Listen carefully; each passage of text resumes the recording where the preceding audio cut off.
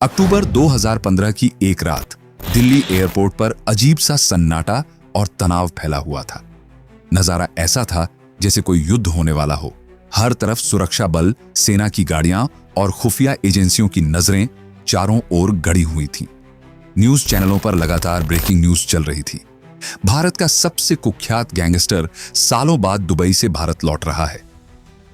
लेकिन यह बात सिर्फ कुछ चुनिंदा लोगों को पता थी कि वो दुबई से नहीं, बाली से लाया जा रहा है। हवाई अड्डे पर जैसे ही उसका प्लेन उतरा, चारों तरफ गाड़ियों का एक लंबा काफिला तैयार था। हर गाड़ी बिल्कुल एक जैसी, ताकि कोई पहचान ही न सके कि वो किस गाड़ी में बैठा है। अंदर मत आना, सीनियर ऑर्डर है, कोई भी गलती नहीं होनी चाहिए, एक ऑफिसर ने चिल्लाकर जवानों को चेताया। साहब, इस बार चूके तो पूरे देश की नाक कट जाएगी, दूसरे ने धीरे से कहा। यह कोई मामूली अपराधी नहीं था। ये वही आदमी था जिसने एक जमाने में मुंबई की अंडरवर्ल्ड दुनिया में तूफान मचा रखा था। वो जिसे कभी दाऊद इब्राहिम का सबसे भरोसेमंद आदमी कहा जाता था। लेकिन हालात कुछ ऐसे बने कि वही भरोसेमंद साथी उसका सबसे बड़ा दुश्मन बन बैठा। उसका नाम सुनते ही लोग आज भी सिहर उठते हैं। राजेंद्र सदाशिव निकालजे, जिसे दुनिया छोटा राजन के नाम से जानती है। कहते हैं, जब दाऊद ने मुंबई छोड़कर कराची की राह पकड़ी, तब उसका साम्राज्य चलाने की जिम्मेदारी इसी आदमी पर थी। भाई को पूछो क्या करना है, ऐसे ही कुछ शब्द थे जो दुबई से लेकर मलेशिया तक के गैंगस्टर्स के फोन कॉल्स में गूंजते थे। और भाई से मतलब था छोटा राजन। छोटा राजन वही था जिसने डी कंपनी को अपने पीक पर पहुंचाया। लेकिन वक्त बदला, दोस्ती से दुश्मनी हुई, और फिर एक ऐसा दौर आया जब दोनों एक दूसरे के खून के प्यासे हो गए। उस दिन के बाद से किसी ने छोटा राजन की शक्ल तक नहीं देखी, न कोई तस्वीर, न कोई वीडियो। उसे तिहाड़ जेल की उस विशेष सेल में रखा गया है जहां न कोई आम कैदी जा सकता है, न आम इंसान। यहां तक कि उसके सारे कोर्ट केस अब ऑनलाइन सुनवाई में होते हैं, ताकि कोई खतरा ना हो। एक जमाना था जब दाऊद के बिना भारत में अंडरवर्ल्ड का नाम नहीं लिया जाता था। और एक वक्त यह भी आया कि दाऊद के हर फैसले से पहले छोटा राजन की सलाह ली जाती थी। लेकिन फिर वही आदमी जिसने डी कंपनी को दुनिया के सबसे ताकतवर माफिया सिंडिकेट में बदला, आज तिहाड़ जेल में है, अकेला, अलग थलग। कहानी में ट्विस्ट भी कम नहीं है, लेकिन यह सब सच्चाई है। छोटा राजन, जो कभी दाऊद का दाहिना हाथ था, आखिरकार उसकी सबसे बड़ी कमजोरी बन गया। 1986 का साल था। बॉम्बे की गलियों से एक ऐसा नाम हमेशा के लिए गायब हो गया जिसने पूरी अंडरवर्ल्ड को हिलाकर रख दिया था, दाऊद इब्राहिम। उसने शहर छोड़ दिया और दुबई को अपना नया अड्डा बना लिया। लेकिन वो वहां जाकर छिपा नहीं था, वो तो एक नई शुरुआत की तैयारी कर रहा था। धीरे धीरे उसने अपने सभी भरोसेमंद साथियों को भी वहीं बुला लिया। उनमें सबसे अहम नाम था राजेंद्र सदाशिव निकालजे, यानी छोटा राजन। भाई, अब बॉम्बे छोड़, असली खेल यहां शुरू होगा, दाऊद ने उससे कहा था। राजन ने दुबई पहुंचते ही जैसे पूरी गैंग की तस्वीर बदल दी। अब यह कोई गली मोहल्ले की गुंडों की टोली नहीं थी, बल्कि एक संगठित नेटवर्क था, डी कंपनी, जो अब एक इंटरनेशनल माफिया सिंडिकेट बन रही थी। राजन ने इसे कंपनी की तरह चलाना शुरू किया।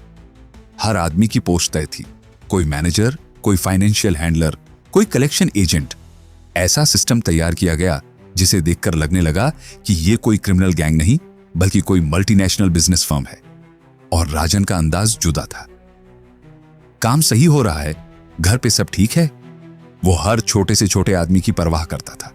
वो अपने काले धंधों से सिर्फ खुद की जेब नहीं भर रहा था, बल्कि अपने हर आदमी की जरूरतें भी पूरी कर रहा था। वकीलों की फीस, अस्पताल के बिल, किसी की जमानत हो या किसी के बच्चों की फीस, राजन सब कुछ संभालता था। इसी वजह से 90 के दशक तक डी कंपनी में 5000 से ज्यादा लोग काम करते थे, और उनमें से हर कोई राजन के लिए जान देने को तैयार रहता था। कहते हैं, नए लोगों को शामिल करने से पहले राजन खुद उन्हें वफादारी की कसम खिलवाता था। जो भी हो जाए, डी कंपनी के राज बाहर नहीं जाने चाहिए। राजन ने सिर्फ दाऊद के स्मगलिंग नेटवर्क को नहीं फैलाया, बल्कि उसके अलावा भी कई धंधे शुरू किए। मुंबई में कोई भी बिल्डर, कोई बार या पब, कोई भी रेस्टोरेंट ऐसा नहीं था जो हफ्ते की रकम डी कंपनी को न देता हो। ठेका हमारा होगा, चाहे कुछ भी हो। सरकारी कॉन्ट्रैक्ट्स भी अब उनके कंट्रोल में आने लगे थे। मुंबई में अब डी कंपनी का नाम ही कानून बन गया था। लेकिन राजन की नजरें और भी दूर थीं। उसने दाऊद की मुस्लिम पहचान का फायदा उठाया और पाकिस्तान, तुर्की जैसे देशों के माफियाओं से गहरे रिश्ते बना लिए। यही वो कड़ी थी जिसने दाऊद को धीरे धीरे आईएसआई की गोद में पहुंचा दिया और आज भी कहा जाता है कि वो पाकिस्तान में पूरी सुरक्षा के साथ बैठा है। दाऊद खुद ये देखकर हैरान रह गया था। ये राजन ने क्या बना दिया गैंग को, उसने अपने करीबियों से कहा। उसे शायद कभी अंदाजा भी नहीं था कि जो छोटा राजन उसके लिए सिर्फ एक भरोसेमंद साथी था, वो उसकी बनाई दुनिया को उससे भी ज्यादा ताकतवर बना देगा। लेकिन जब एक आदमी किसी और के सपनों को हकीकत बना दे तो अक्सर सबसे बड़ा खतरा भी वही बन जाता है। उस वक्त दाऊद इब्राहिम का सबसे भरोसेमंद आदमी छोटा राजन था। हर छोटी बड़ी डील, हर बड़ा फैसला बिना राजन की सलाह के पास नहीं होता था। अंडरवर्ल्ड में उसकी बात को आखिरी समझा जाता था। दाऊद भी कहता था, राजन बोलेगा तो ही होगा, वरना डील कैंसिल। पर राजन को यह अंदाजा नहीं था कि उसकी यही ताकत उसके खिलाफ साजिश का कारण बन जाएगी। भाई, राजन बहुत बड़ा बन गया है, कल को आपको भी किनारे कर सकता है। यह बात बार बार दाऊद के कानों में डाली जाती थी। एक तरफ छोटा राजन था जिसे सब दाऊद का दाहिना हाथ कहते थे, और दूसरी तरफ छोटा शकील था जो खुद को दाऊद का बायां हाथ मानता था। शकील को यह हजम नहीं हो रहा था कि हर डील की मंजूरी राजन से लेनी पड़े। उसकी आंखों में जलन थी और दिमाग में चाले। उसने कुछ खास लोगों को अपने साथ मिला लिया और धीरे धीरे दाऊद को भड़काना शुरू कर दिया। शुरुआत में दाऊद ने इन बातों को नजरअंदाज किया। राजन मुझसे गद्दारी नहीं करेगा, उसने कहा था। लेकिन फिर एक जख्म ने सब कुछ बदल दिया। इब्राहिम पारकर, दाऊद की बहन हसीना के पति की हत्या हो गई। हत्या की जिम्मेदारी थी अरुण गवली पर, और यह बात दाऊद के लिए पर्सनल हो गई। वो बदला लेना चाहता था, लेकिन राजन की तरफ से कोई जवाब नहीं आया। वक्त बीतता गया और दाऊद का गुस्सा बढ़ता गया। ऐसे में छोटा शकील और दाऊद की सौतेली मां ने उसे भड़काया। हम बदला लेंगे भैया, आप बस इशारा करो।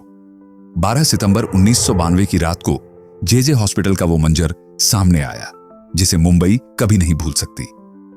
पहली बार किसी हॉस्पिटल के अंदर AK-47 से 500 से ज्यादा गोलियां चलाई गई। कई बेगुनाह लोग मारे गए और इस पूरे खूनी खेल की भनक तक राजन को नहीं दी गई थी। राजन अंदर से टूट गया। मैं किस गैंग का हिस्सा हूं, उसके दिल में सवाल उठने लगे। वो खुद को अपने ही लोगों के बीच अजनबी महसूस करने लगा। उसी साल 1992 में दाऊद ने अपने सबसे खतरनाक प्लान की नींव रख दी, जो अगले साल 1993 में मुंबई ब्लास्ट के रूप में सामने आया। लेकिन इन सब की तैयारी में राजन को पूरी तरह से बाहर रखा गया। छोटा शकील अब खुलकर राजन को काफिर कहने लगा। हिंदू है, भरोसे लायक नहीं, वो खुलेआम बैठकों में कहता था। राजन को महसूस होने लगा कि अब उसके लिए कोई जगह नहीं बची। और फिर एक रात सब कुछ बदल गया। एक पार्टी से ठीक पहले राजन के पास एक अनजान कॉल आया। कॉन्ट्रैक्ट रिलीज हो गया है भाई, वक्त मिलते ही भाग मत जाना। ये सुनते ही उसके दिमाग ने काम करना बंद कर दिया। जिस दाऊद के लिए उसने जान लड़ा दी थी, वही अब उसकी जान लेने वाला था। उसका पासपोर्ट जब्त कर लिया गया था। उसे समझ नहीं आ रहा था कि भागे तो कहां जाए। लेकिन राजन हार मानने वालों में से नहीं था। उसने एक ऐसा कदम उठाया जो किसी ने सोचा भी नहीं था। वह सीधे भारतीय दूतावास पहुंचा और रॉ के उस खुफिया एजेंट से मिला जिससे उसका पहले से संपर्क था। दाऊद को कभी अंदाजा नहीं था कि जिस आदमी को उसने कभी अपनी सबसे बड़ी चाल माना था, वही आज उसकी सबसे बड़ी मुसीबत बन जाएगा। दाऊद को याद आया वो पुराना राजन साल 1969 में, जब मुंबई पुलिस ने सिनेमा हॉल के बाहर ब्लैक टिकट बेचने वालों की जांच शुरू की थी। उस वक्त एक दुबला पतला लड़का पकड़ा गया था, राजन। उसे क्या पता था, वही लड़का एक दिन उसके लिए सबसे बड़ा खतरा बन जाएगा। मुंबई की सड़कों पर उस दिन कुछ अलग ही गर्मी थी। सरकारी सिनेमा हॉल के बाहर भीड़ बेकाबू हो चुकी थी। पुलिस ने लाठीचार्ज किया तो सारे गुंडे इधर उधर भागने लगे, लेकिन उनमें से एक लड़का पलटा। उसने एक कांस्टेबल की लाठी छीन ली और भीड़ के बीच ही पुलिस पर टूट पड़ा। किसी ने अगर हाथ लगाया तो हाथ तोड़ दूंगा, वो चिल्लाया। अकेले ही उसने 5 पुलिस वालों को घायल कर दिया और उसी दिन पहली बार मुंबई पुलिस को यह नाम सुनने को मिला, राजेंद्र निकालजे। चेंबूर का रहने वाला वो लड़का स्कूल छोड़ चुका था और छोटी मोटी चोरी चकारी करके अपनी दुनिया बसा चुका था। लेकिन उस एक घटना ने उसकी जिंदगी की दिशा ही बदल दी। उसी दौरान उसकी मुलाकात हुई राजन नायर से, जो दाऊद का खास आदमी था। दोनों एक जैसे नाम वाले, एक जैसे तेवर। धीरे धीरे राजेंद्र छोटा राजन बन गया और राजन नायर बड़ा राजन। बड़ा राजन न सिर्फ उसका गुरु था बल्कि उसका पहला गैंग बॉस भी। लेकिन 1 साल के अंदर ही सब कुछ बदल गया। अब्दुल कंजू नाम का शख्स, जिसने पहले बड़ा राजन का साथ दिया था, अब धोखा देकर उसे ही खत्म कर गया। राजन के लिए यह सिर्फ एक गैंगवार नहीं थी, यह उसके उस गुरु की मौत का अपमान था। कंजू जिंदा नहीं बचेगा, यह मेरा वादा है, छोटा राजन ने कसम खाई। इसके बाद शुरू हुआ इंतकाम का खेल। 2 बार हमला किया गया अब्दुल कंजू पर। एक बार जब उसे कोर्ट ले जाया जा रहा था और दूसरी बार हॉस्पिटल के अंदर। दोनों बार प्लान इतना शातिर था कि पुलिस तक समझ नहीं पाई कि हमला कैसे हुआ। अब्दुल अब थर थर कांपता था। मुझे जेल में ही रखो, बाहर गया तो वो मुझे मार डालेगा, वो चिल्लाता था। 4 साल की प्लानिंग के बाद आखिरकार छोटा राजन ने वो दिन भी देख लिया जब अब्दुल कंजू को एक क्रिकेट ग्राउंड पर सरेआम गोली मारी गई। पूरी मुंबई को दिख गया कि छोटा राजन किसी से कम नहीं। यही बेरहम अंदाज, यही चालाकी दाऊद इब्राहिम की नजरों में आया और उसने छोटा राजन को अपनी टीम में शामिल कर लिया। लेकिन किस्मत को कुछ और मंजूर था।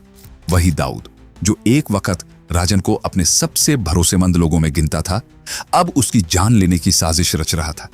राजन को जैसे ही इसका पता चला, वो सीधे पहुंचा भारतीय दूतावास। उस रात भारतीय एजेंसियों के लिए सबसे लंबी और तनावपूर्ण रातों में से एक थी। दाऊद के बाद नंबर 2 आदमी खुद हमारे पास आ गया है, खुफिया विभाग के एक अफसर ने कहा। पूरी रात पूछताछ चली, हर सवाल का जवाब मिला। राजन बोला, मैं सब जानता हूं, दाऊद के सारे धंधे, ठिकाने, उसके आदमी, रिश्वतखोर पुलिस वाले, खरीदे हुए नेता, सब बता दूंगा। बस एक वादा चाहिए, मुझे सुरक्षित दुबई से बाहर भेज दो। राजन का प्रस्ताव बड़ा था और सच्चाई भी उसकी आंखों में साफ दिख रही थी। चर्चा हुई, बहसें हुई और आखिर में यह फैसला लिया गया कि राजन की जान बचाई जाएगी। लेकिन अब वो सिर्फ छोटा राजन नहीं रहेगा, अब वो भारत सरकार के लिए सबसे बड़ा इनसाइडर बनने वाला था। उसे एक फर्जी पासपोर्ट के जरिए चुपचाप बैंकॉक पहुंचा दिया गया था। मुंबई की गलियों की गोलियों से दूर, वहां की शांति उसे जैसे किसी और ही दुनिया में ले गई।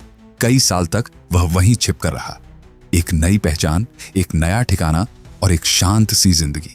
शायद पहली बार राजन ने चैन की सांस ली थी। लेकिन उस चैन के पीछे बहुत बड़ी तूफान की तैयारी हो रही थी। उधर मुंबई में उसका गैंग अब भी एक्टिव था।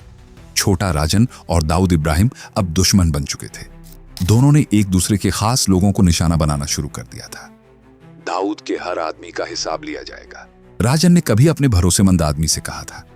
मुंबई की सड़कें खून से लाल हो रही थीं। हर दिन कोई ना कोई गैंगस्टर मारा जा रहा था। और तभी उस शांति की जिंदगी को तोड़ते हुए बैंकॉक में राजन के घर पर एक जानलेवा हमला हो गया।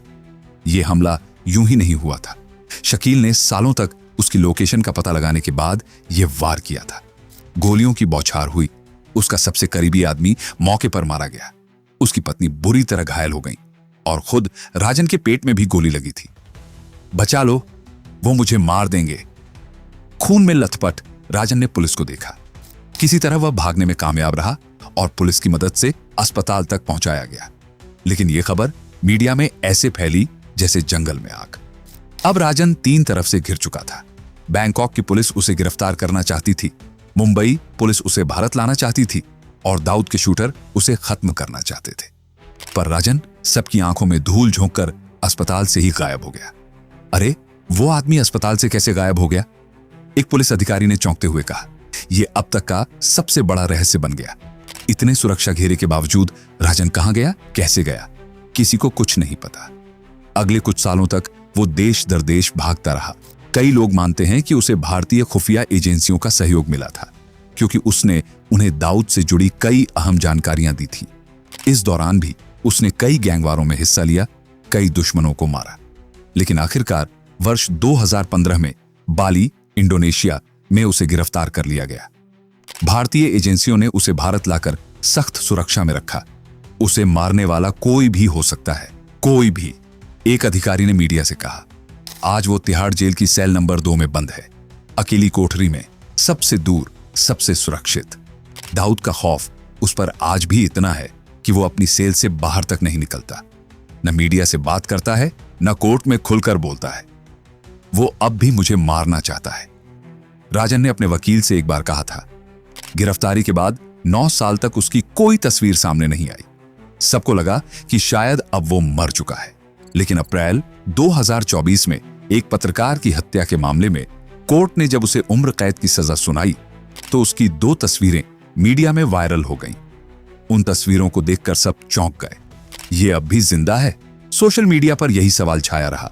तस्वीरों में राजन बूढ़ा लग रहा था, लेकिन उसकी आंखों में अब भी वही डर था। डर कि दाऊद अब भी उसके पीछे है।